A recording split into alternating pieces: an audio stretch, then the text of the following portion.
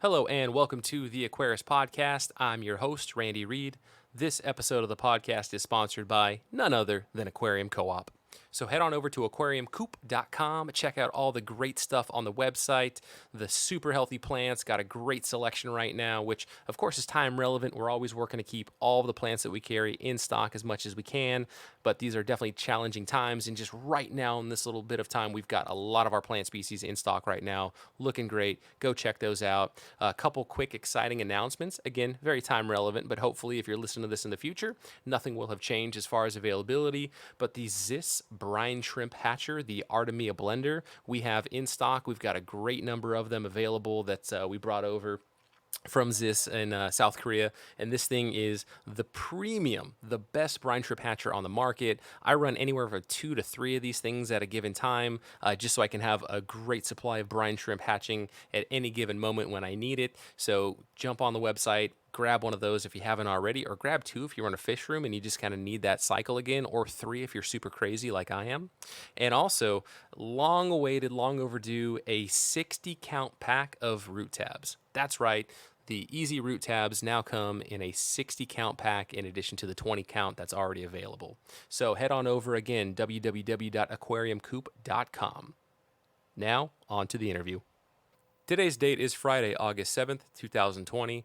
My guest today is Rosario Lacorte, legend in our hobby, and the person the Nematobrycon lacortei, aka the rainbow Tetra, is named after. And now Rosario is a second-time guest on the podcast. So thanks for coming on again, Rosario.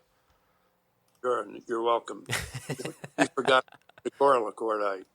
What? Oh, I forgot another. Which is the other one? Maratecoara lacortei. That's a killie that my Brazilian friends and I found in central Brazil in 1989. Maratecoara killer?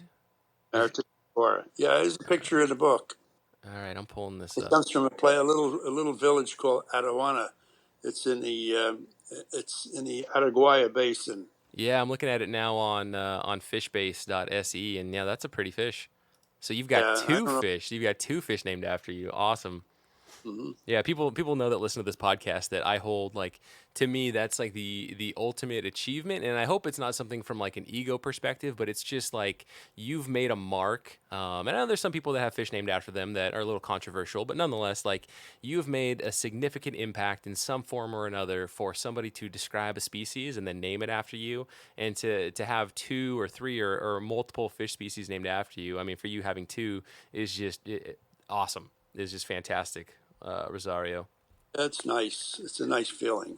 Yeah, I hope somebody names a fish after Joe. Yeah, Joe deserves it. He's quite a guy. I couldn't ask for a better friend, really.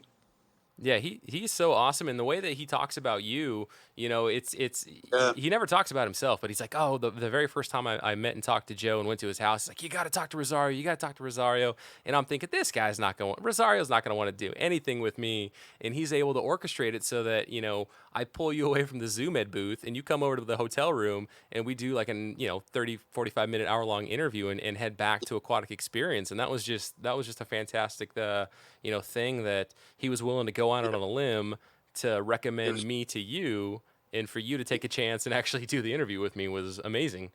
it was 52 minutes. Oh, 52 minutes? Nice. 52 minutes. Yeah, it was nice. I listened to it a few times. Well, I want to go back and just, God, what was that, 2 years ago now? I want to go back and tell people that, if you haven't read, whether it's through a library or digital download, or you just haven't gone to Amazon and bought it, An Aquarius Journey by Rosario Lacorte. I brought my copy from home that you signed. Yep.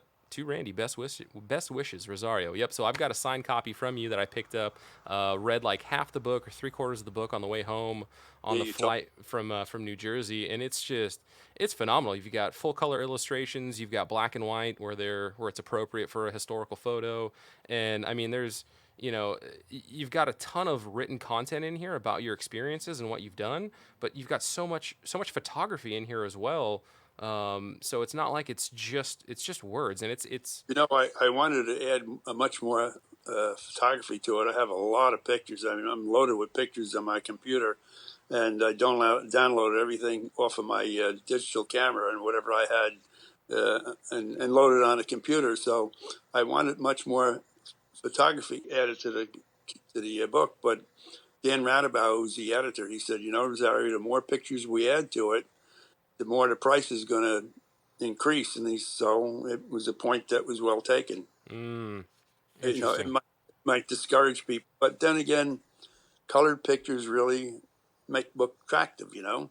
This book, so right now you've got 19 5-star reviews, or I guess your average rating is a full 5 stars. 19 people have actually commented. Am I one of those? I'm going to feel real bad if I didn't actually I don't ever leave reviews, but I'm going to get on here and leave a review as well. I hope you see a little spike of people coming to Amazon and buying this book. It's only $29.50, and it's your story and your pictures, and you're one of the most impactful people in the hobby, and it's just such a wonderful, wonderful book. And I'm gonna read it again, and I really hope people take like 5 minutes. It doesn't even take that long. Everybody's got the Amazon app. Pull up your phone, An Aquarist Journey by Rosario Lacorte. Buy this thing. You've got this handsome gentleman posing on the cover. Add it to your cart. Buy now. Whatever you have to do. Get this book, and read it. And I can't imagine that if somebody's an aquarist and you've got 1, 2, 3, or a fish room, you're gonna appreciate this book. You really, really are, and it's just such a great book. And yeah, and plus I know Rosario is gonna tell me it's in the book, and I'm gonna need to flip and find the pictures of whatever he's talking about. So that's also why I brought it with me. No, one of the interesting things about one of the contributors to the review was a young fella that wrote about hearing me speak back in the 60s, and his words were, as a precocious young kid. And I remember it very vividly. It was in an elementary school, and they were a lot of kids. In fact, the president of the society said, there's a lot of young people that they're really avid aquarists, and they were really well behaved. They really were. And I remember it just like it was yesterday. And I was so pleased that this guy, who is now an adult, and he probably has his own family, this is from about 1960, 61, he remembered that incident, and I do too. It was pretty interesting that this kid remembered it and took the time out to write that little review. So I appreciated it. That's awesome. Yeah, this guy says saw him speak at South Jersey Aquarium Society as a besotted kid in the 60s. He was revered then, and this book shows why. Superb, oh man, this guy's dropping a word I don't. Raconteur and great photos. Recontour. That's the California public education system right there in action right there. I don't know that word. Most enjoyable book I've read in ages. That's 5 stars, man. Yeah, that was I grew up and was educated in the 30s and the 40s, so I go back a little. I'm one of the relics. Yeah, I can't believe I've gone to higher education, but I look back on like my middle school and junior high and high school years. I'm like, man, how did they let me through? How do they let me through like that? Jeez Louise. Well, But I never went to college either, so I don't have a formal education. But I think we got a much better education in those days. And one of the things that I really resent that they don't do today, they don't teach history. Boy, I think that's so important. And so history is one of the forgotten subjects that we have now. And I loved history too, and I still do it today. yeah. Yeah. So enough about our public education system, Rosario. We gotta get on track with the fish stuff. So first off, I sent you a little goodie care package. What did you? So what have you thought so far? You've had it for a couple days. Well, I used it. I was really impressed with the krill flakes. I thought they were pretty good, and I'm like a guy that really studies food. And if you read the book, I go back a long time into really looking at ingredients and working with different foods to try to get the most out of your fish. And I see you got some really good, and I think carotenoids are really important ingredients. And I think we discussed this in the first interview. And yep, I got that from your book too. That Yeah. has stuck with me. And The carotenoids. Yep. yeah.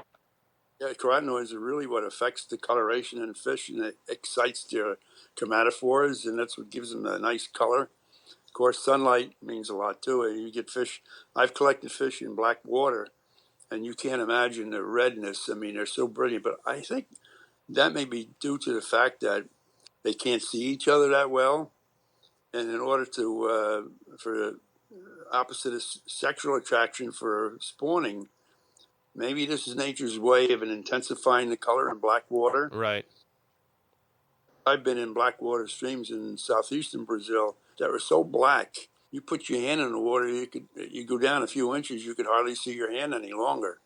But when you collected the fish, boy, the colors were unbelievable. And some of them fooled me. I couldn't identify them until I put them in the aquarium. And then I studied them. And the following day, when their colors became a little more subdued, then I could identify, oh, that's such and such a fish. But they fooled me because they were so intense. So it means a lot. So your krill food has, I see they added paprika to it. And I'll tell you a little story about paprika.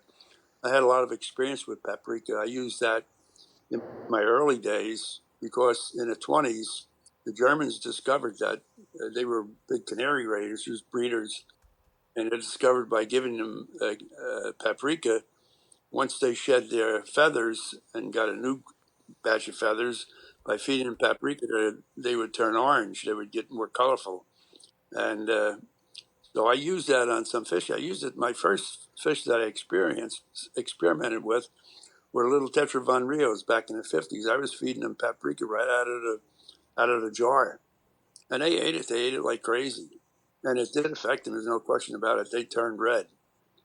So I started to apply that to my foods. And then I investigated a little further. And I think I outlined this in a book, I think the story.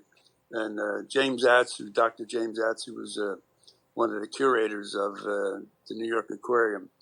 And I knew him for over 50 years. He lived to be 96, I think 96 or 98. Wonderful, wonderful man, a complete gentleman. And we were discussing carotenoids and all that, and he told me that they were having problems with the flamingos in the Bronx Zoo, and then he discovered there was a company in St. Louis that produced a food they were rich in carotenoids. I don't know what they used, but by feeding this food to the flamingos, they got their color back. And the reason why the flamingos have beautiful pink colors in a while, their main diet is shrimp. Mm-hmm. They can eat grass shrimp, any kind of shrimp. And that's what colored them up. So I asked him for the address of this company in St. Louis, and I wrote to him.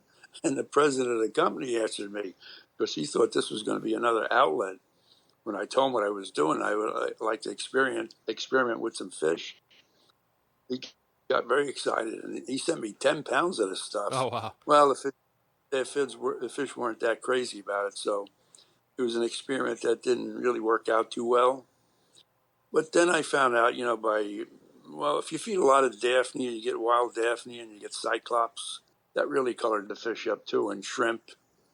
So, but I did contact a company that made paprika oil, which they use, believe it or not, when they make butter, they add paprika oil to it, or even carrot oil to give it color.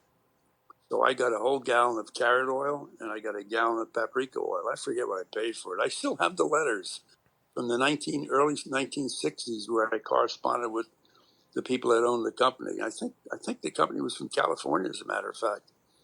And I used that stuff for years. I used to mix it in my beef art when I used to feed beef art. Now I don't believe in beef art anymore, although the discus breeders love to use it, and they do. I mean, the fish will grow fast and big, but you have to realize that beef art is a meat, and it's not for cold-blooded animals. Fish are cold-blooded, and they don't really have a way to process that. And by feeding a lot of that beef art, there's naturally fat in it, and they'll get fat around their reproductive organs, and they get pretty fat. So I don't use beef art anymore. Well, I don't have that much anyway. As you know, we had our private discussions. My setup is not as large as it used to be. I used to have 200 tanks. Now I probably have 80, 90 tanks yet. So for a guy that's almost 92. It's not, you don't have that many. You have 80 to 90. That's awesome. Yeah, but I don't have. From what you were, yeah. The lower ones, I don't really have much in them anymore. I can't bend down that well anymore, and I won't reach up anymore. That's a no-no. Yeah. I could lose my balance, I've almost fallen off a ladder in my own fish room a couple times. It's no joke. No, it isn't a joke. So I have to be very careful, And in fact, I probably even shouldn't have fish anymore. Although there's guys older than me that kept fish, I mean, I'll probably have them until I'm no longer around, but I still love them. I still have a big interest in them. I don't get around like I used to, and I really miss. There's some great stuff coming out of Africa, and I don't see it anymore. I mean, only see it on video and on the internet, and some of the stuff is really great. And I did a lot of work with African fish. I spawned a lot of them. I think I was the first one to really mass breed what was it, Cortolestes paterzius, which is a yellowfin. Uh, what do they call that? Yellowfin Congo Tetra. Cotomaculatus, no Cotomaculatus. Anyway, I'm starting to get mixed with my names. Anyway, I raised a lot of them back in the 50s, and they're very interesting. Most of the tetras that I worked with a lot of characins. They usually hatch out in a day, but the Africans are quite different. They'll take 4 or 5 days to develop. And you can actually see the embryo develop, and it takes like 8 days before they actually pop out, but then they become free swimming. So they're quite different, but the egg is quite big, and you can see them swimming inside the egg. Actually, you see them moving around. Hey It's a very Rosario, can you help me understand more? In this is my frame of reference, right? So not a lot of people outside of very specialist hobbyists that do it just because they like the tetras seem to work with characins in their fish rooms. So for you back then, and having been to a couple different farms where they're breeding neon tetras and seeing some videos overseas of how they do cardinals and neons, the whole pairing of a male female, putting them in a separate plastic dish, letting them do their spawning, and then typically once you get those eggs and I'm guessing they hatch out at some point, they then move them to these 2, 3, 4, 5,000 gallon outdoor setups. For you operating a home based fish room, and I think that's what part of what makes your legend so awesome is that you were basically doing this still at a home scale, but you just did it so successfully. So what was it for you to continue to work with characins, and was it that you just found kind of the secret sauce of how to get them to breed and at scale, so you're producing more than just a handful at a time? well. I go back into the early 50s, probably about 53. And 54, I was starting to raise a lot of neons, and that was a time when we hardly knew anything about it. If you go back in the early days of the Aquarium magazine, the Aquarium Journal, everyone that ever wrote an article about Neon Tetra Boy, everyone devoured it because that was a fish that was so exciting to see. I mean, when you stop to think of it, it wasn't really much of a selection when you went to a pet shop to really get an exciting Tetra. So when a Neon Tetra came along in 1936, 37, I mean, it was mind-boggling because I didn't see my first neon until after World War II. It was around 1946, and I was how old was I then? I was about 15 years old. I saw my first neon, and they were going for $6 each Wow. right after the war. And that's not adjusted for inflation, right? That's just Uh, $6 back then. no, my father at that time, my father was working for General Electric as a janitor. Of course, he was up in age. That was a sideline because my father was a shoemaker by trade. He did that. He learned that in Italy, and he was a very good shoemaker. But he did this as a sideline, to get the benefits and all. But he was only making like $20 a week. Wow. That's hey. Well, when I got married in 1951, I was a wood pattern maker as an apprentice, and I was taking home $33 a week, and we were married. I mean, that shows you the kind of money. So $6, man, that's like a third of my pay. I couldn't afford that. So it was exciting. When I saw the neon tetra for the first time in 1946. Of course, I wasn't married then. But when I first saw my first neon, I mean, my mind was blown away. How could a fish be so gorgeous? And it was. So I think it was I first got some of the neons when the price started to come down a little bit. I think I got my first neons, and I don't even remember how I got them, or where I bought them, or did somebody give them to me, or did I buy? I don't remember.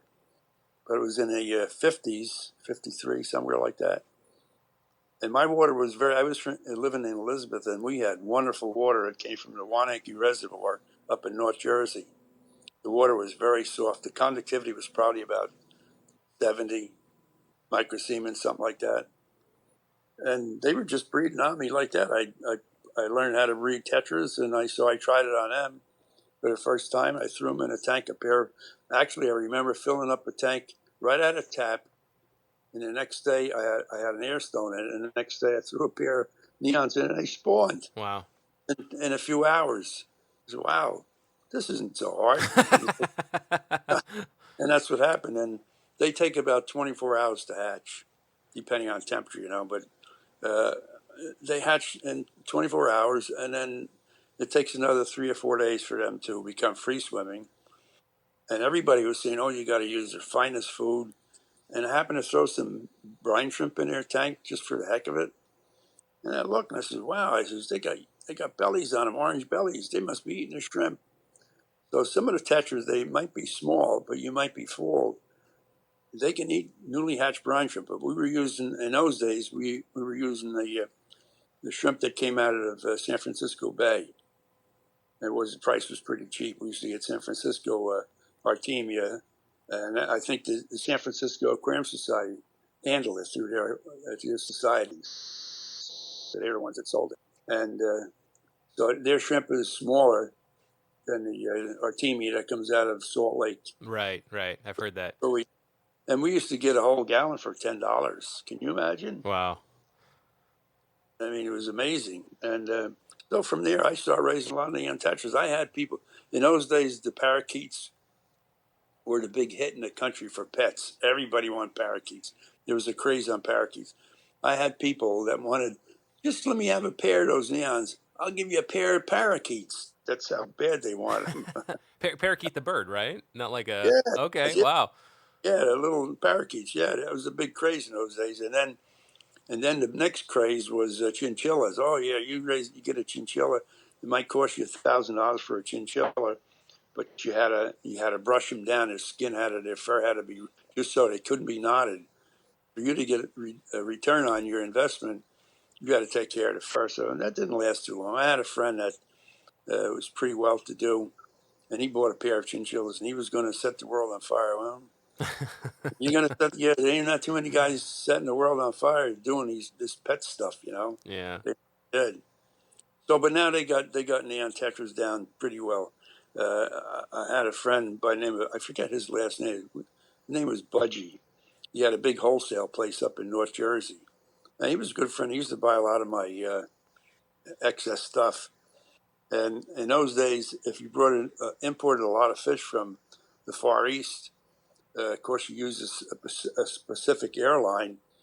The airline would give you a free pass to go anywhere you wanted in the world. Wow.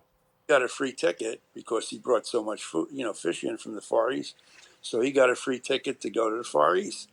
So he went to the Far East and he wanted to see how they bred some of the discus and all that. And so he told me a lot about it. He says with the neons, they had a dark room and the temperature was cool. And they do like cool temperatures. And the reason for that, they come from forest. It's a forest fish, so they're going to be cooler. And they set one pair at a time. So they might set up 100 pairs. Just like, did you see that there was a video on that place in Israel? I think you saw that, didn't you?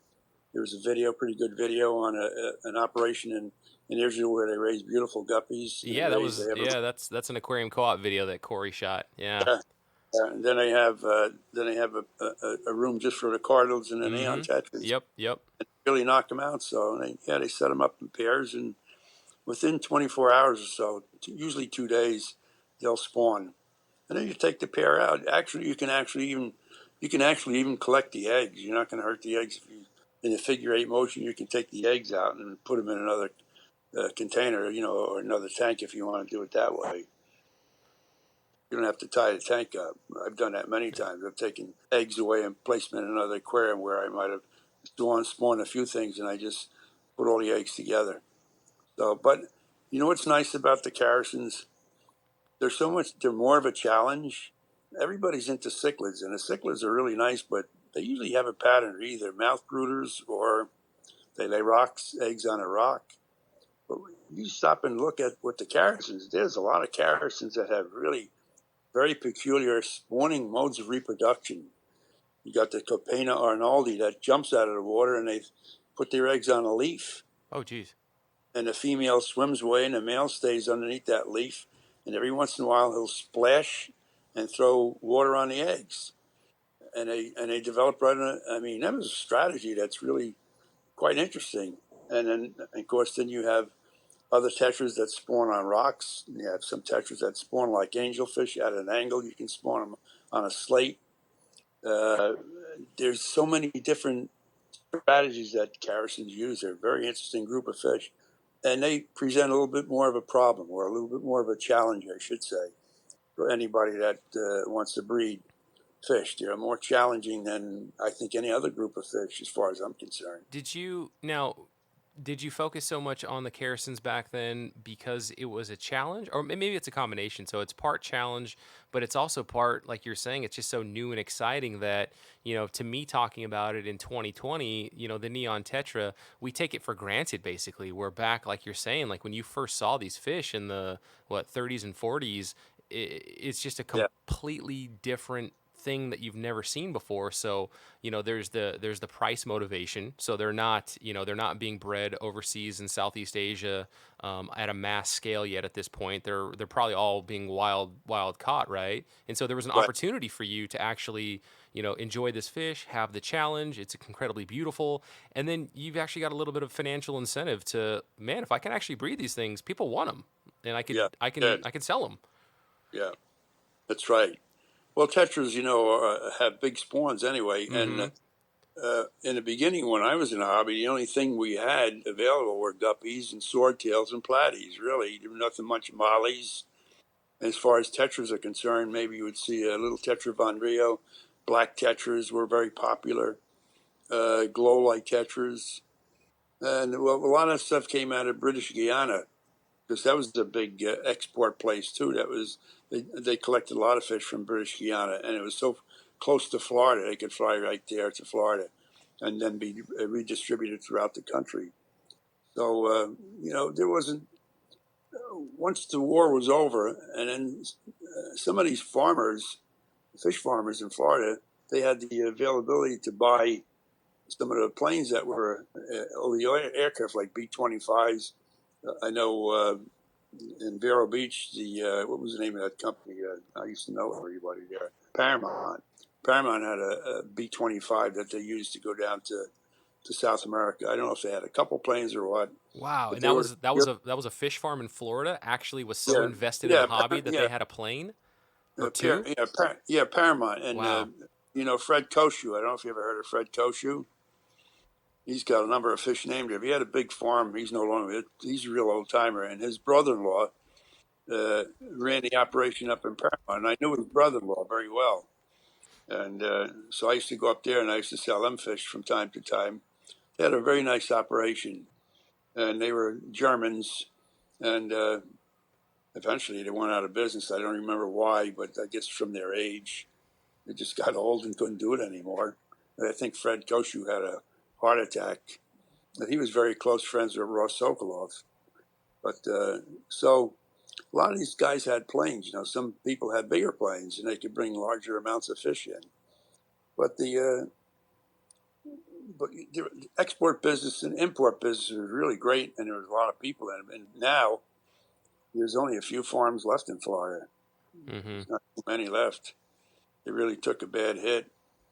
So I don't know what's going to happen, but the hobby is still strong. Although I know one fellow up in New England, he says his business has been greater than ever right now because I guess the virus, people are locked in their house, they don't have anything to do, so the hobby got a little bit of an influx there. It's yeah, and it's a very tragic thing, and I don't like the idea of anybody profiting on a pandemic or anything like that. But it is a positive for the hobby that people are at home. They're going on YouTube, and they're finding things that they can do in their home and engage their children, and so it's good that we have more people coming into the hobby.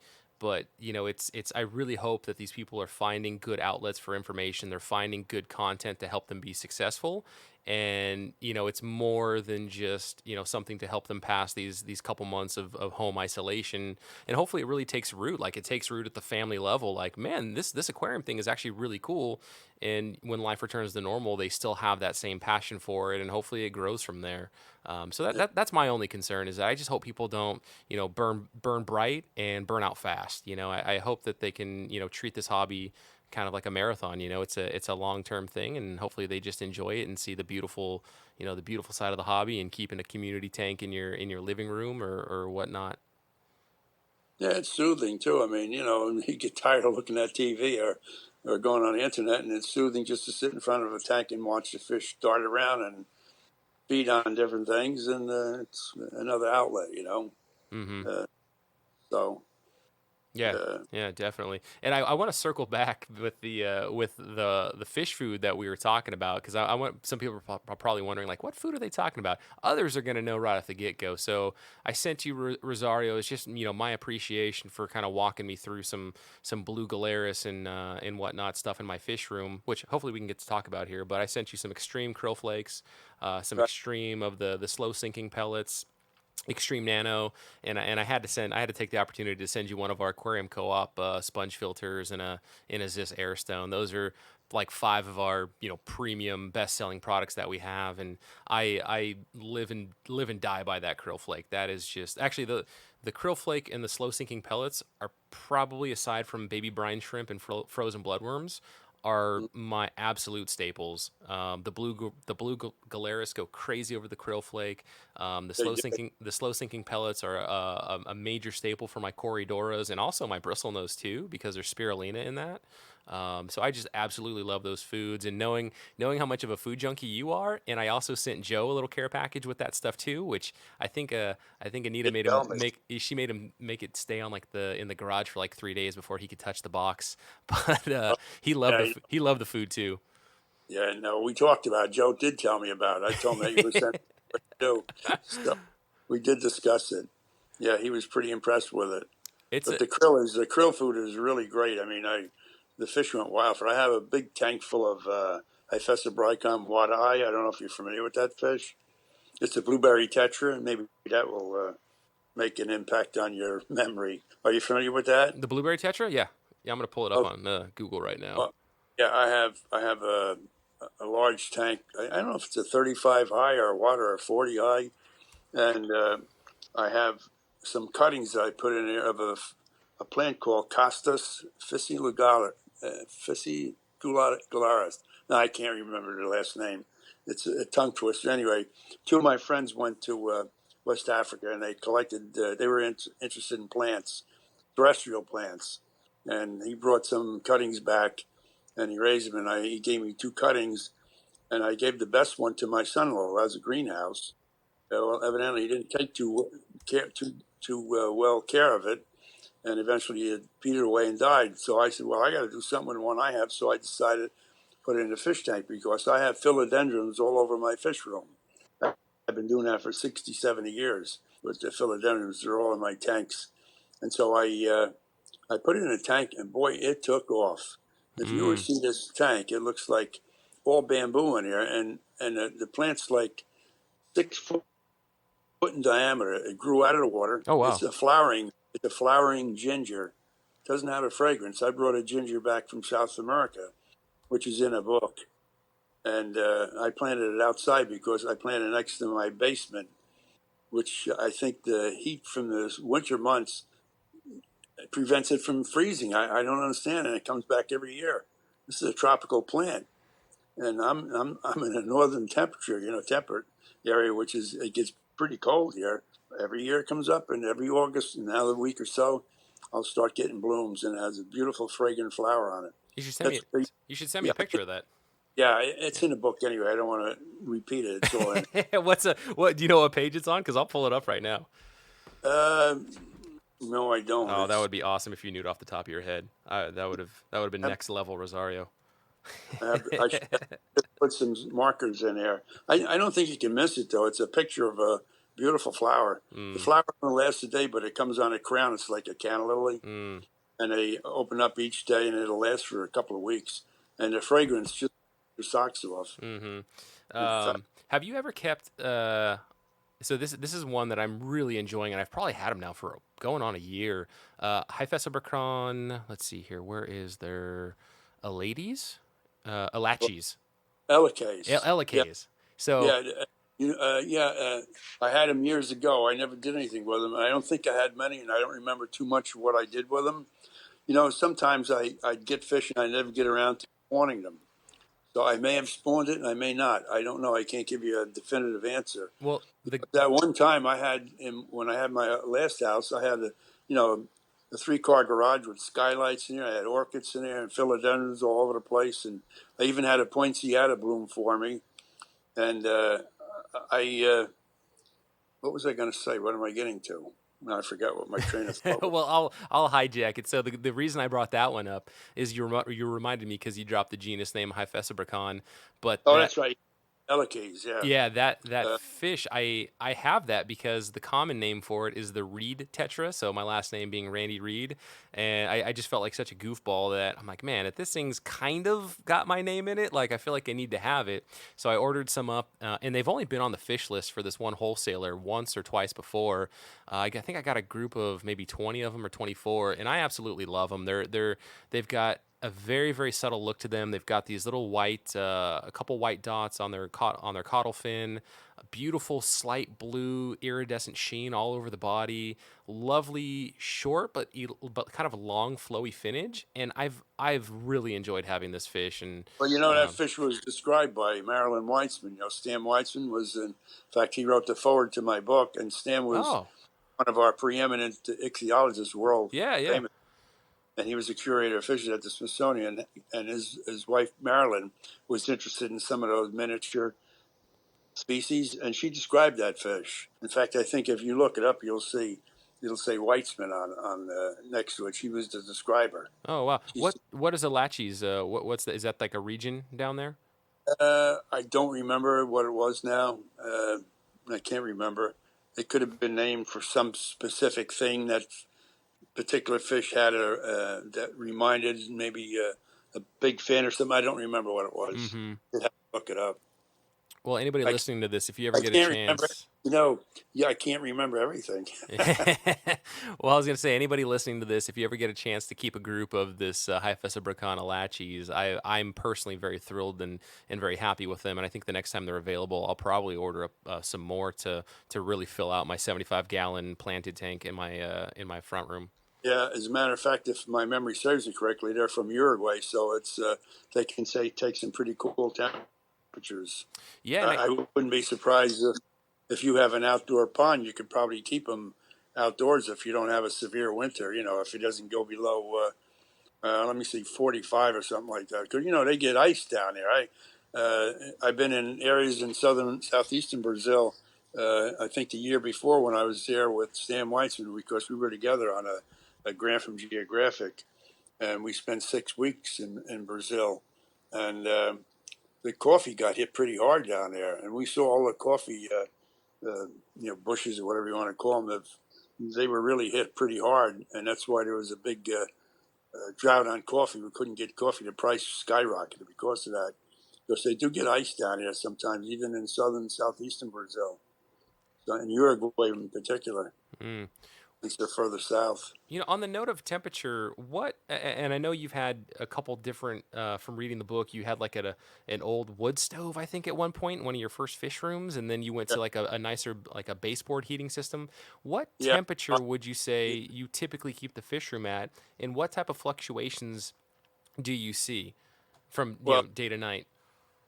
well, when I had the fish house in Elizabeth, I had natural gas. I had a baseboard radiation, and that was the new fish house when I expanded. I started off in a 1-car garage. It was a 3-car garage, and I partitioned it off. And well, it's all in the book anyway. And it's a pretty interesting story. I won't go through it again because I outlined the whole thing in the bio. And I had a little hot water, well, I guess a little pot-bellied stove, and I ripped the guts out and put a oil burner in there, and that's Mm-hmm. what I had. And it used to get pretty warm in there. And then when I got the baseboard radiation, I had the tanks I had against the wall. The temperature used to go up to 80, and in the center of the racks, where the center most of the tanks were, it would be about 75, 76. Now, since I'm in a basement, I have the most my temperature will ever get is about 72 degrees when I open the windows. Right, like now, it's been pretty warm back here in New Jersey, and the warmest my tanks will get is 72, 73 when I open the windows because it's warm outdoors. And in the wintertime, 69 is my average, 70. Mm. And that's why I did so well with Galeris. I could raise them by the thousands. I don't want to because there's no way to get rid of them. Now, I know he's going to. I can get them, but I don't ship and I don't bother. Yeah. I don't do that anymore. I just can't get involved. So, are It's you? just an old buzzard now, so I can't do what I used to. So, do you shoot for? Do you try to maintain one consistent temperature throughout a 24-hour day cycle, or do you allow a fluctuation from daytime to nighttime?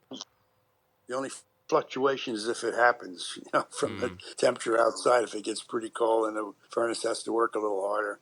But I had a couple of floods here already, because I have a sump pump, and the sump pump has failed because we had a loss of power. And I already had a couple of times, I think on 3 occasions maybe. Sandy was one of them. We had like 14 inches of water in the cellar. Oh wow. But I didn't lose anything.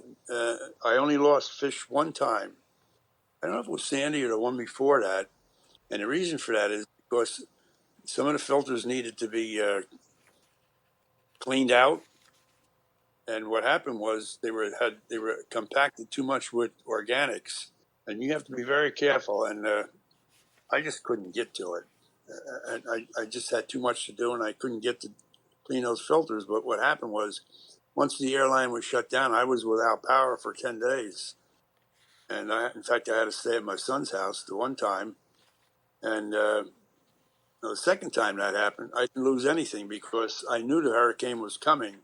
I knew we were going to have a power outage. I made sure the filters were all cleaned properly. But the first time, and I learned my lesson, this is someone you should think about, any of those people that listen to this podcast. If you anticipate a storm coming, make sure your filters are not compacted too strongly with organics, because once the air shuts down, anaerobic bacteria takes over, and then the ammonia comes in and can kill a whole tank on you. Your tank is, if your filter is cleaned and it's not too compacted with organics, you'll be fine if you lose air. Yeah, So I'm just flipping through the book right now because you brought up the blue Galeris, and that was really what kicked off you and I reconnecting. You still there, Rosario? yeah, I'm here. Can you Okay. hear me? Yeah, I can hear you. So for everybody that doesn't know why I'm asking is I've got Rosario on FaceTime right now. I can see him, but I had to turn off my camera just due to latency. Going the signal going across from Washington to New Jersey. I don't think it could handle having me also sharing my video. Too many people streaming Netflix and Disney Plus, I guess. Yeah, there might be power outages too yet in Or some areas. yeah, that's a good point too. Yeah. So the reason you and we got connected is I reached out to Joe Ferdenzi just on some advice about Blue Galeris, knowing how much of a killy guy he is. So I recently picked up, and I've shared this a bit. I wanted to start keeping Blue Galeris, and so I'm like, okay, I'm pretty sure Joe's got some. Maybe he can send me some. But just due to right now that he's kind of on home restriction right now, he doesn't want to go out. He wasn't able to send me any, which is no worries at all. I found on Aquabid somebody in Wisconsin or Minneapolis, wherever it was, they were selling some Blue Galeris low collection point low eggs. So I bought 30 of those. And I know just from past conversations that Joe said that these can be a tricky killy fish or they can be tough. And so I figured, why not? Let's take a crack at it. I ended up getting the eggs, let them incubate for the 7 to 8 week period. They shipped in peat moss, so I left them in that. I actually got a little bit, true to my nature. I got impatient and I took 10 of the eggs early and tried to hatch them. They all failed. And so I had 20 eggs left. And then I let them go the full 7 to 8 weeks. And then I put them in the little dish to hatch out. and I only got 2. I think of the 20, I got like 2 to hatch out naturally, and then the remaining ones I ended up doing. I was getting worried about it after a couple days, and so I put them in a vial. And this was from what I had heard from Gary Lang. Is I put them in a vial, filled the vial up with a little bit of water, and then took that vial and put it all the way down at the bottom of my 75 gallon, and or it was either a 40 breeder or a 75 gallon, and I undid the lid a little bit to let air pressure rush in, and sure enough, like the remaining half then hatched out. Put those away, and then the rest that didn't hatch out, I walked around a bit with the vial in my pocket, and then those went ahead and hatched. So I ended up getting a decent number that hatched out. I think I lost one after that to unsecure lid. So everybody remember, if you're keeping killifish, make sure your lid is 100% sealed, or they'll find a way out. So now I've got a decent, and it's actually a pretty good 50-50 split between males and females. So now Good. I've got killifish I raised up on brine shrimp that they went crazy over, moved them over to a grow out 15 gallon, and then I've since split them out as I could tell male female differences. And so now I've got these tanks with one female here, one male there, and I'm getting ready to breed them. And I really don't know what to do. So I reached out to Joe, and that's where he connected me with Rosario. And I'm like, I don't want to bug Rosario, but Rosario, you've been more than happy to talk to me about it. And Oh yeah. you gave me some excellent pointers on what I should do with my blue Galaris. Yeah, this is what I do. And I did this with the low too. I raised quite a few of those. I have a 20-gallon tank downstairs, which is in the basement, of course. And what I do is I get so darn many eggs. I'm not going to be playing around with shoe boxes, and I have a better control if I put them in a 20-gallon tank. I would say the water is about 10 inches in height. I don't know if it makes. I don't think it really makes much of a difference. And I have a filter going on in there, so the water remains nice and clear. And I have a biological filter working at all times. That's important. A certain amount of eggs are going to go bad. There's no question about it. They're infertile, so they're bad. So I just let them go, and I let that tank bubble. And after about a month's time, I might scoop some. I never put them over peat. I just don't bother with that. I found out you don't have to do that. And this is just a straight bare bottom tank, right? That you just drop the Bare eggs in. bottom tank, yeah, and I might have some peat moss in the bottom just to give it a little acidity. And then I'll scoop some out after a month or so, and uh, I'll look at them, with a lamp underneath the shoebox, and check it and see what the embryos are like. If I start seeing a lot of them embryonated, they're ready to pop. This is what I do. I then put them in a shoebox, and I get a peat pellet. You know what the peat pellets are? You get them in any garden supply center. They're little peat pellets. People usually put seeds in them or plants. They're compressed. If Mm-hmm. you put them in water, they break open. They're in a gauze cloth. But what you're looking for is the tannins. And I noticed in Brazil, when these things are dried out in these ponds, some ponds don't dry out. I think I told you, I collected white-eye in 1958. That pond never dries out. In fact, that's the pond that General White discovered white-eye, and I went back there. I visited that pond twice over a period of 20 years apart. And I don't know if the pond is there yet, but I think it's too far out. I don't think they're going to do any building there, but you can never tell. But anyway, I use that peat pellet, and it has tannins in it, and the tannic acid is what's important. That's what pops them out, and that's what happens in the wild when the rains return. A lot of these places had plants that died; they dried up because of the dry season, and then when it rains, that tannins come in and back in the water, and it's an important part of causing them to hatch. And the tannins are very important. I don't think people realize how important tannic acid is to a lot of fish. Not only that, but some characins, without tannic acid, they may not even hatch out properly or not even develop properly. So this is a good way and a cheap way to do it rather than put it in your pocket. I know that's been around, but if you get a 500 eggs, you're going to put them in your pocket, walk around with I'd get a fanny pack. I'd get a fanny them. pack at that point. It's easier to put them in a big tank if you get large Yeah. numbers. And you have a filter going on in there. The water's constantly clear. You don't have to use acroflavin. I don't use acroflavin. I don't use methylene blue. What eggs are going to go bad are going to go bad. I leave them in a tank and I bubble it so the water is nice and clear, and then check it periodically to see what the development stage is. And when you see they're ready to pop out, then you put them in a shoebox. No air. just drop a peat pellet in there. You'll see inside of a couple hours it'll all be out. I And you'll have actually, while you've been talking, I've been multitasking. I went ahead and preemptively ordered my peat pellets on Amazon. So let's see what. make sure when you get the peat. I have to warn you. Uh-oh. Make sure you get peat pellets without fertilizer in it. They have to be peat pellets, period, with no fertilizers. It looks like If you these can find are natural peat pellets. okay, Yeah, I don't. that's important. Yeah, I don't see any. Yeah, Not any with fertilizers. Yeah, they shouldn't be fertilized. yeah. So everybody out there, if you're gonna do this, no fertilizer. Did we cover the number 3 gravel, the a half-inch bed of number 3 gravel for No, the? we had an exchange, but we didn't talk about it. Yeah, so that was the other tip that I've gone ahead and done. So I've got on the rack that I'm eventually going to move them to. I've got a couple 15-gallon tanks, and I went ahead and I picked up some kind of number 3 gravel, and I sent you a picture of it, which I think is probably the closest thing. So it's SD's Shallow Creek gravel is the name of it, and they're decent sized little gravel size. I'd say it's kind of medium. They're not like large rock boulders, and they're not like the super fine gravel. So I've And got.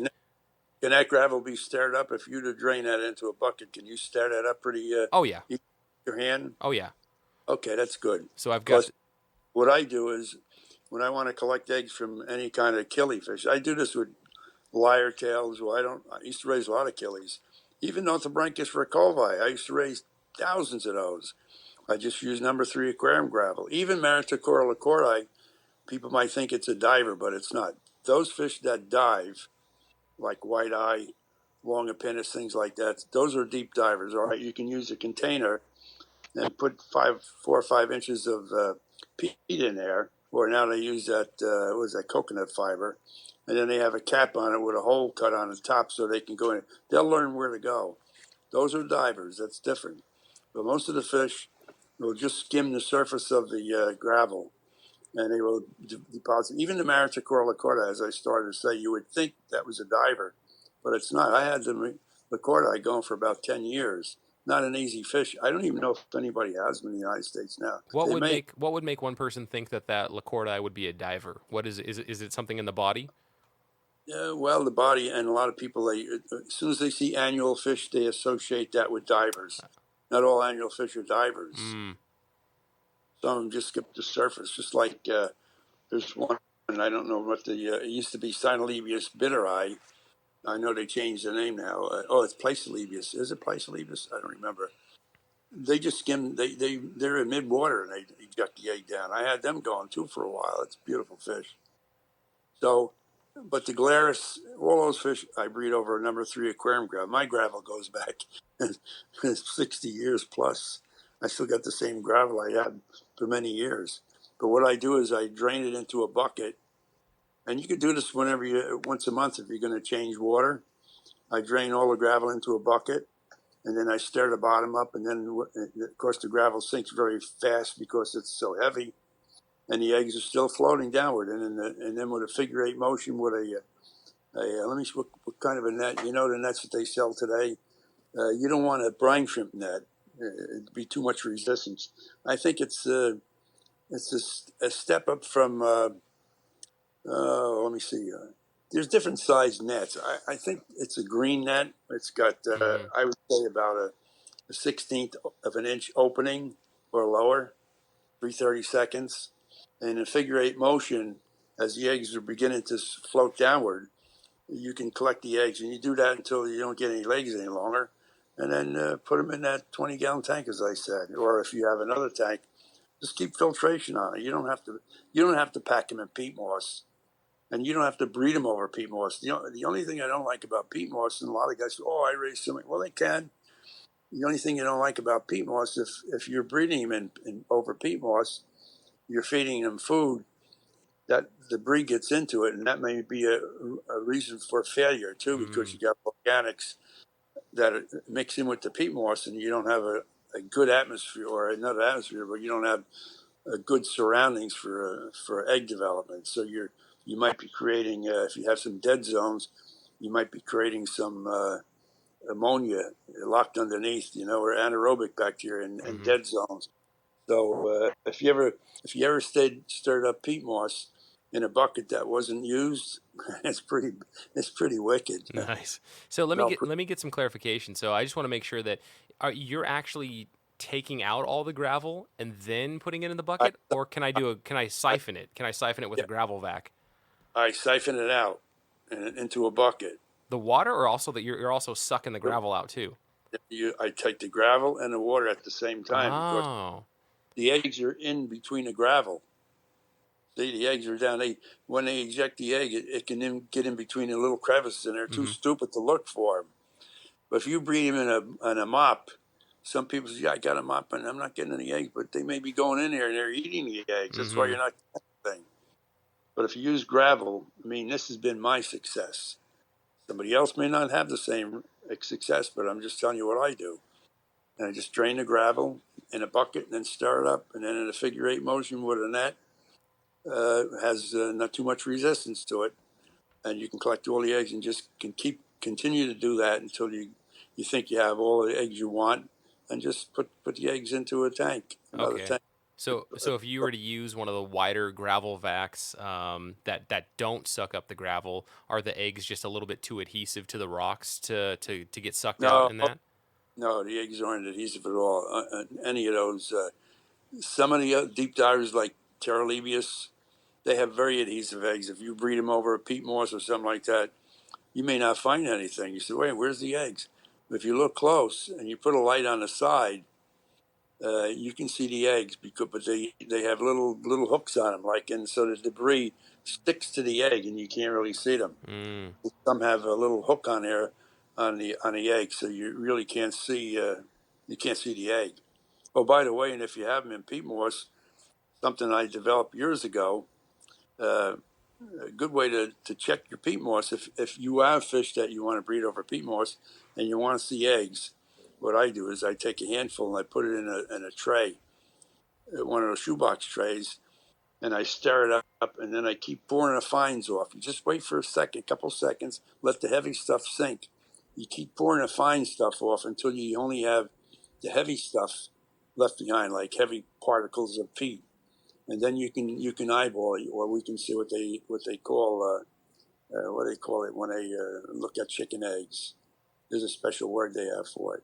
See, that's what happens when you when you get in your 90s.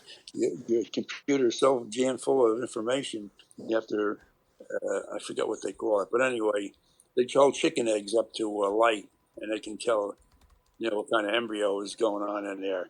And you can do the same thing with the doing this method that I just said. You It keep pouring the top off. it looks like they Keep call it candling. candling. You candle a chicken. I That's, thought it was going to be like a very scientific term, no, but no, no, it's no. just candling. Oh, that's Handling. That's cool. the word I wanted. Yeah, Yeah, you said candling. that's the word. That's the word I was looking for. So, but that's what you do. Yeah, because it's funny. I was going to go down a totally different path with just the minimal research that I had done. So I was actually going to go fully planted, guppy grass and water sprite and just very bushy plants and do peat moss for this. And so I'm glad that I connected with you for you to give me this good advice of go down this path instead of trying to mess around with peat and planted No, tank and all that peat, stuff. peat moss is too messy. Plus, you may not have the right. Peat moss comes in different pHs too, so you may not get the right peat moss. And I just don't like to fool with it. I used to use it in my filters when I used to set up my Tetras. I used to make peat filters, and then I used to age the water for a week. I use deionized water, and I used to let that age and get like a nice amber color to it. Oh, another thing I forgot to mention, what I discovered since I moved in this house, well, we're here 32 years now, 34 years, we had a black walnut tree on our property, and that was used to drive me nuts because I used to do the grass myself then, and there'd be walnuts all over the ground, and they had green husk around them, Uh-huh. and they would hit the lawnmower, the blades, and bang, and you hear bang. And one day, some of the walnuts, I had a couple of gallon jars out there. I don't know why I had it. And somehow the walnuts got in there, and the water was jet black. And wow, look at this. And then I realized, hey, this is tannic acid. And then I did some research and found out that walnuts they actually get the walnut shells. I think there's a place in Midwest, in Missouri or somewhere. Or the colonists, or the colonists used walnuts. That's how they dyed their furniture. You know, if they wanted to color their furniture, that's what they used. They what's not dye it? What do they call it? Stain it. They use walnut shell for a stain. That's how they stain there. And then I found out that it's a wonderful astringent. And in colonist days, they actually drank that stuff because it was a dewormer and it was very good for medicinal purposes. But I found out that it's rich in tannic acid, and you can make up a tannic acid. You want to make up black water. What you have to do is you take the green husks and you chip them. I gave a friend of mine a whole bag of walnuts. He wanted them. He's kind of a pure food advocate. Let's call him that way. He likes organics. And I said, do me a favor and keep all the chips that you take off the green stuff. And they gave me a whole bag of them. And just let them turn brown. You let them age. And then the green is lost. And you can have a whole bag of these chips. All you need is a little handful. And you put a water in, the water turns black right away. It's very fast. It's almost like a powder. So that works great, too. It's rich in tannic acid. Of course, my walnut tree went down. It crashed, and I had to have it cut up. But I live in an area where there's a lot of walnut, so I can always pick them off the ground. But I still have a bag of walnut shells that have been aged. But there's another source of tannic acid, but you could use the peat pellets. The peat pellet works fine. Mm-hmm. What would be an application in your fish room where you're like, all right, I gotta get out some tannic acid or some tannic water from black walnuts? Well, you have to get black walnuts first. You have black walnut trees out? Well, what would be your application? And actually, I know in California, I grew up. One of my chores at my family business was to go around to the walnut trees and pick up the walnuts off the ground, and then I'd have to shell them. So I'm pretty sure. I know, you have the English walnut out there. Those are the ones everybody buys. No, these are the black walnut. Let me look up black walnut. Yeah, it's a little different, and they're pretty tough to break open. It takes a good sweep of the hammer or a good nutcracker. Even a nutcracker, you have to have strong hands to break them over, or a vice and squeeze them. But doesn't look like much meat either compared no, to an English one. There's not much meat in them, but there's a lot of stuff on YouTube about black walnut. So when would Rosario use black walnut tannin water versus just peat tannin water? Well, I use the peat moss. So if I was breeding again. And because I really haven't done that much experimental work with the tannins from the black walnut. I have used it to hatch eggs out, and I have put it in tanks, to color the water black. But I really haven't come to any conclusion as far as what the advantage is. I don't think it's going to be much advantage. Because the one thing I like about the peat moss actually starts as sphagnum moss. I did a lot of work with sphagnum moss. That works great. About 5 miles from here, we have what they call a great swamp. That's the remnants of the great glaciers 10,000 years ago when the glaciers were down here in North America. They scraped out the bottom, so there's a big swamp there. It's a beautiful natural place, and it's protected now. It's a state protected area, and they have boardwalks you can walk out, and the place is loaded with sphagnum moss. I mean, the sphagnum moss is there by the tons. And I would go there. It's against the law what I did, but I used to just reach down. I mean, if you saw it, one day I jumped off the boardwalk. The boardwalk is very shallow. I jumped off, and I had my camera with me, and some woman came by, and I guess she was one of the volunteers. She says, you shouldn't be down there. She says, that area is very delicate. I said, well, I want to take some close-up pictures. I'm going to do an article on sphagnum moss. She said, well, you shouldn't be down there. Well, I said, I'm just going to get a picture. So, all right. I said, well, I'll get up. And that's my only encounter. So what I did was I went to see the manager. I knew where the office was. I went to see the manager of the whole area. It's a big swamp area. It's a beautiful place. A lot of wildflowers, things like that. A lot of wildlife. So I went to see the manager, and I said, hey, I said, I'm very interested in the sphagnum moss. I'm doing some research with. I had to tell him a little bit what I was doing. I said I was working with certain species of fish, and the sphagnum moss really encourages the fish to reproduce. I would like to get your permission to collect sphagnum moss as I needed it. So he wrote out a letter for me in case anybody stopped me that I could collect a square yard, which is a hell of a lot. Mm-hmm. But I never did follow up, and I probably have that letter in the car yet, but I never followed up on it. But sphagnum moss is what I use for emperor tetras, and I did that. That goes back. Sphagnum moss spawning goes back into the 20s and 30s. The guys here, the guy I learned it from was Tom Schubert. He was one of the real early pioneers. He was a great breeder from Pennsylvania, and I think he lived in Camden, New Jersey. You ever hear that Barbara Schuberti, the gold barb? You know the gold barb? I could probably Google it and that might ring a bell, but no, not off the top of my head. Well, there's a gold barb, and they call it Barbara Schuberti, and it's really a misnomer. It's not, since it's a color morph, you can't just name it. It's a different species. It's not. They just named it after Schubert. They call it Schubert's barb, but he happened to breed a lot of those barbs in those days, and he got some that came out gold. And so he fixed the strain, and so they were known as Schubert's. Well, I met him years ago. I was just a young guy myself, and he had sphagnum moss. That's where I first learned he had sphagnum moss in his tanks. And he had a pair of Ramarizzi, Epistogramma. They have, it was a different name now, I forgot. A male of which I had never seen before. I mean, he had a dorsal fin that went back to the tail. He was spectacular. But he had sphagnum in most of his tanks. That's how I got to find out about sphagnum moss. So, but there's a lot of areas in New Jersey. There's like 52 different species of sphagnum in New Jersey. But sphagnum is where peat moss comes from. What happens is sphagnum grows each year, and it starts to develop more and more, and you get different layers of sphagnum moss. And as it compresses, it begins to turn to peat moss. Did you ever hear of the Peat Man from Sweden? Is it? You ever see No, a picture? no, I have not. They found a guy, and if you committed adultery 2,000 years ago, they hung you.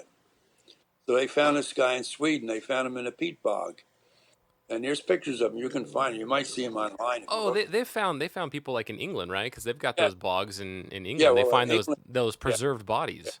England and Ireland is loaded with peat. Yeah. Yeah, that's true. And but you can see a picture of this guy. He's well preserved, and he's preserved because of tannic acid. But that's all from sphagnum moss. Now, my son is married to an Irish girl. She's a wonderful girl. My daughter-in-law, Mary, and her family is from Ireland, and she's first generation. And they've been back there. My son is back there, and even my grandkids went back with their parents, and they visited because she has a lot of relatives there. And they actually have peat so thick that's what they use for their fuel. Yep. They actually have tools that cut swaths of peat. Have you had the peat smoked whiskeys? So I have what? So what they'll do there is, I think one of the brands is Lagavulin, and they'll distill their whiskey, but the fuel source is the peat, and so That's right. it gives us this tremendous smoky flavor. And I've had it once or twice before. It's a very unique experience. Yeah, no, they use peat for fuel there, and that's Mm-hmm. what they. Because I think her uncle had he's got several acres of land there, and he would distribute parcels to his kids, so they're all living in that area. You know, they're clannish, so naturally, they all have these peat cutters where they cut these squares out, and that's what they use for fuel. Mm-hmm. So sphagnum moss, I'm pretty sure that's somewhat readily available in like the reptile side of things. Can you? Is it safe to just take some of that reptile stuff and submerge it and just use that in your aquarium? You mean the dried stuff? Yeah, the dried stuff. If you just rehydrate it, Yeah, or would that fall apart? I guess you could, but I think it would kind of fall apart, make a Okay. mess. So you're actually I usually you're I get collecting. the And what I did back in when the Emperor Tetra first came in 1960, I threw a handful of peat moss in there, not peat moss, the sphagnum moss, and then I used to go at night with a flashlight or my hand lamp, and I used to look, because that's when you see things happening. In the evening when it's dark, and you can see things that go on. And I'm looking in a sphagnum, or in a tank with the sphagnum moss and the emperors. I said, "What's that darting around there?" I see little babies, and that's how I learned that if you just leave emperor tetras in sphagnum, because they don't have big spawns, they spawn every day. If you feed them, they're like chickens. A chicken only lays an egg a day. It depends on how much you feed them, and then you'll give you an egg every day. And well, that's the same with emperors. You might get 14 or 15 eggs, but you have to feed them constantly, and over a period of time, you'll get quite a few emperors. And that's the way I bred them. I just had them over sphagnum moss, and just leave them alone, and they wouldn't touch them. And when they get up to a certain size, they'd come out and they'd swim with their parents, even though they're tiny. I mean, they're fully finned and all that, but by that time you're like, I would say maybe half-inch long, something like that, or 3/8, and you'll see them swim with the parents. Mm-hmm. Parents won't bother at all, but a lot of tetras will do that. Yeah. They will spawn in sphagnum, and the young will grow up with the parents. Well, I hope Like, that people listening to this that are even remotely interested in breeding killies or tetras, they're gonna have to go back and listen to this episode, 3 or 4 times. You can fast forward through my parts, but all of this knowledge that you're sharing, Rosario, of your decades of experience with these fish is it's awesome. It's awesome, and it's fantastic. I've had you on here now for about an hour, and I want to be very respectful of your time. Actually, over an hour, like an hour and 10 minutes. So I'm gonna let. let me tell you a quick story. Yeah, And absolutely. talk about time. I could probably talk for 8 or 9 hours. Well, we're going to do this again. We're definitely going to do this again because we need to talk about the Barbados Quarry. We need to talk more about other places that you've been to. Like I want to if you're willing, I want to know. I want to further dive into Rosario and all the stuff that you've done, and just all of your insights that short of this book or the talks that you've given, which I'm not even sure how many of your talks have been recorded, but for all of this wealth of knowledge that you have, trying to get some type of an avenue or another avenue rather for people to hear directly from you. That I would imagine there's probably a handful of people on the West Coast that have actually been live to see you talk. Yeah. Yeah, well, I started to tell you what happened was when I came back from Brazil in 1977 with that 6-week trip with Weitzman that we took when we had the geographic grant. I had so many slides. I was a member of the North Jersey Aquarium Society, or no, the Metropolitan Area Killifish Association. In fact, I'm still a recording secretary. I've been doing that for over 30-some years. Of course, with the virus now, I haven't been attending because of, since I'm in my 90s now, I have to be careful for my wife and I both. But at that time, I spoke. I don't think anybody ever did that before. I gave the program for 8 or 9 months in a row. I was the guest speaker. That's awesome. Well, if you've got I all had the so much information, fun. why not? Yeah, well, I did. I spoke for I gave programs for 8 or 9 months in a row. I was the guest speaker, and of course, I was the member. Yeah. So Well, you're a dream for me because one, I'm going to learn from you, and two, you've got all this wealth of information, and you're not afraid to talk. You've talked. no, You've given so many presentations that this is just second nature for you, and all I have to do is hit the record button, sit back, and ask a question every once in a while, and I'm just trying to soak up as much of this for my own personal, selfish fish room reasons as it is. So I'm all for it, Rosario. If you as many sessions as you'll have with me. And again, I'm just indebted to you and indebted to Joe Ferdenzi to help make this happen. I have a program on what do you call a little thing you put in your pocket? I forgot. You plug into the computer and all the whole program is on there. What do you call Oh, that again? like the USB drive? Yeah, I have one that I made for NEC last year or 2 years ago, the Northeast Council. Mm-hmm. I gave a program up there, and I have it on that.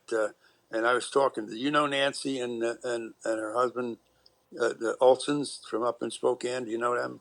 Is it Kathy? Kathy and Eric, Eric and Kathy? Eric and Kathy, Yep. yeah. Oh yeah. Oh yeah. They've been. I've actually had them in my fish room. I've been to their fish room. I actually gave Kathy and Eric all of the apistos that I brought back from Peru, and I think Kathy's having some good success with them. But yeah, I love the Olsons. Yeah, I talked. They made a recording. I don't. Did you ever see that? The recording they made, or took the recordings of what was the name of that? The Legends of the Aquarium. Did you ever see that? I don't. I wonder if they have it on our GSAS website for our fish club.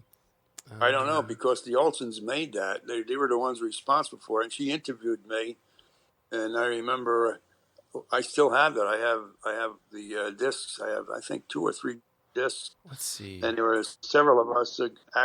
Some of the guys are gone now, but uh, what's his name? Ray Lucas is the one that sponsored it. I'm gonna have to ask him about that. Yeah, you can ask them. Okay. But anyway, she asked me if I would do a program, do one of those Zoom things, and I said I have that. I should do that. Maybe even use it for you. I mean, I don't know how to program it though. Like I said, I'm not a computer savvy guy. You have to be young, to know that. Well, Like if my grandkids and my grandkids, they know how to do that. I don't. I wouldn't be surprised. I mean, right now you're using an iPad and you're using FaceTime. You're basically there. You just need to download the program. And I would say after this episode publishes, you'll probably have a couple clubs reach out to you that will just say, "Hey, Rosario, here, download this app and join us at this time," and they'll do like a Q&A session with you. I think that would be amazing if you were able to schedule a couple talks with fish clubs where somebody would be the moderator. So it'd be like in my position on their computer, they have all of the members that are typing in questions, and they would ask them to you. So it's going to be, you're not facing this onslaught of questions coming at you. It'd be very metered, and then you could just talk and answer those questions. I think that would be an amazing opportunity. Yeah, well, I did. I kind of discussed that with Eric, and actually, I talked to Kathy more than Eric, and we did discuss something like that. And I kind of promised them, but we never. It was never fulfilled. So Mm. we never finished talking it over and making this thing come to fruition. Well, I'll text him. I'll text him once we get off and say, "Hey, Rosario's still open to doing a talk for us or a Q&A session or whatever it might be." Like I said, I don't know how to. I don't know how to do it. I don't know how to handle it. Oh, all you have to honestly, it would be they could make it so it's just like how you and I are talking right now. You could just sit back on your Yeah, couch, relax. yeah. No, she told me, she says Eric is really sharp at Oh, that he stuff. is. Yeah, I know Yeah, he is yeah. because they did a great job. You have to look up that Legends thing. I will. Yeah, I'll ask him about that too.